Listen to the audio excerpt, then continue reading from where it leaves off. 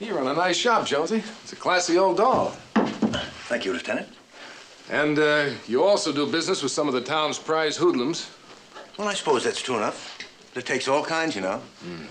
When was the last time you sold a gun to Dan Foley? Mr. Foley? Let me see. On January 3rd of this year, I sold a pocket model coat to Mr. Foley. He had a permit, of course. The registration number... I can see the registration number. You also have it entered here that you serviced the gun on May 24th. What was the matter with it? Well, he had complained that the action of the gun was sluggish. Was it? Matter of fact, it was. It had rusted some. He'd been on a picnic, target shooting with Mr. Felix. Tarzan Joe Felix? Well, yeah. That gorilla. They've always been very courteous to me, Lieutenant. I didn't know Mr. Foley was in trouble again. I didn't say he was in trouble. We're just playing it safe. We picked up a pal of Mr. Foley's for waterfront killing 2 hours ago. We want to protect the witness. A witness? Oh, that's too bad. I'm sorry to hear a thing like that. What do you mean it's too bad and you're sorry to hear it? You can't get a conviction without a witness, can you? That's just the point. You know, Lieutenant, it seems to me that somehow or other, the law should be changed. What are you getting at? Well, let me put it this way. Some of my best friends have been witnesses. I don't like your attitude, Jonesy. Well, I'm sorry, Lieutenant. Are you trying to say that we don't protect our witnesses? I'm not venturing to guess, Lieutenant. If you'll forgive me, I'm just recalling the statistics.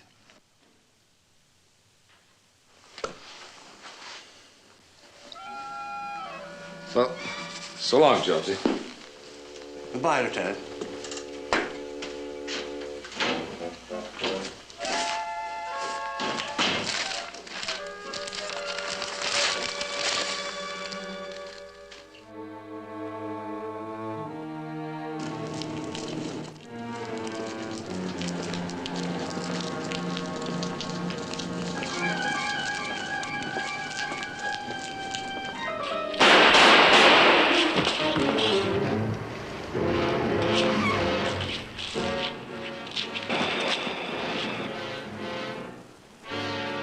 Good evening, Mr. Foley.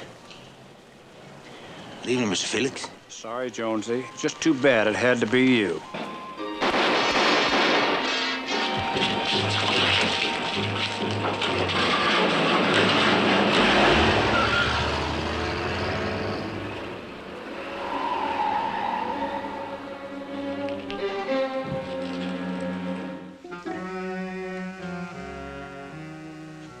Jonesy?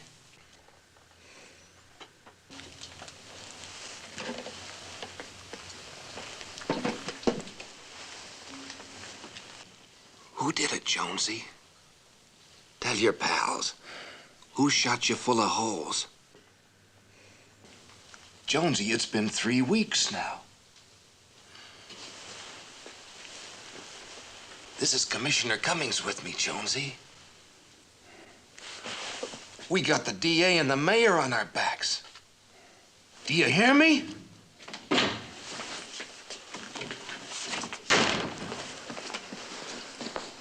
Was open. We just walked in. That door wasn't open, and you know it. There are 2 of your brass-buttoned dandies stationed outside just to see that it isn't open. Look, ma'am. Wait a minute, Flannelly. Flannelly, we don't have to apologize. We're here investigating a murder. We don't have to worry about hospital protocol. Who are you? Well, young lady, I happen to be the police commissioner of this city. I see. Well, then you ought to have a lot more sense than you're showing, Commissioner. This man is a victim, not a criminal. And when Dr. Thisbaum says that he may be interviewed, we'll let you know. Because it's Dr. Thisbaum's orders that we go by here. But Dr. Thisbaum said that after 3 weeks we could talk with him. It isn't 3 weeks yet, it's 20 days. My suggestion to you is that you try again tomorrow. Young lady, I'd like to remind you again, and we have a job to do. A man was killed, and we needed a witness. You had a witness. That's what the commissioner means. We need a witness to tell us who killed the witness. It's our first obligation to protect... I understand what you're trying to say. You want a new clay pigeon to replace the old. Now, Miss Copeland. You may try again, Commissioner. The patient is resting now, and come back with Dr. Thisbound's permission, if you please.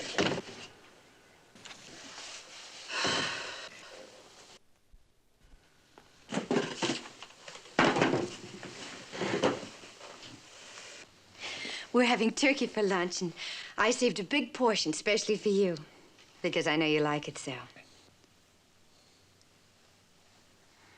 Mr. Jones, it was Big Dan Foley and someone by the name of Mr. Felix who shot you, wasn't it?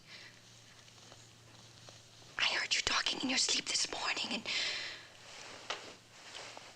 you were saying, "Good evening, Mr. Foley," and "Good evening, Mr. Felix." But it wasn't your natural voice. I can tell you, Mr. Jones, it doesn't pay to be polite to people like that. Not even in your dreams. They're killers, Mr. Jones. I know. I haven't told anybody. Not even Dr. Thisben. Although I know he could be depended upon to cooperate in every possible way. It's my fault for talking in my sleep. I didn't know anyone knew. But if the police can't protect their own witnesses, what are you going to do?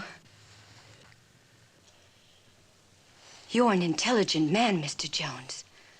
So answer me. What in the world are you going to do?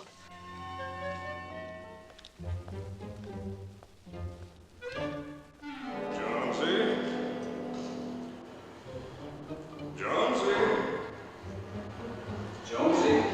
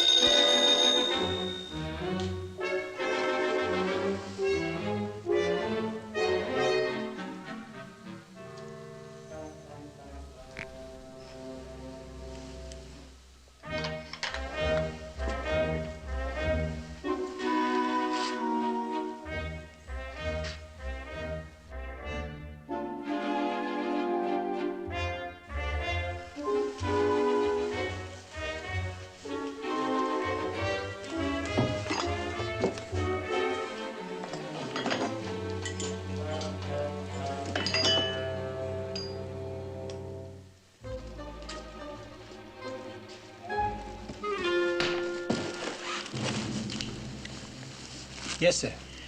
I'd like a front room with a view, please. Something on the 6th or 7th floor. You're not the type that jumps or anything, are you, Mike?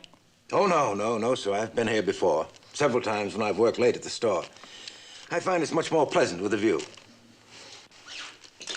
That'll be $3.50. I'll put you in room 621. I'm sure that'll be fine. Thank you.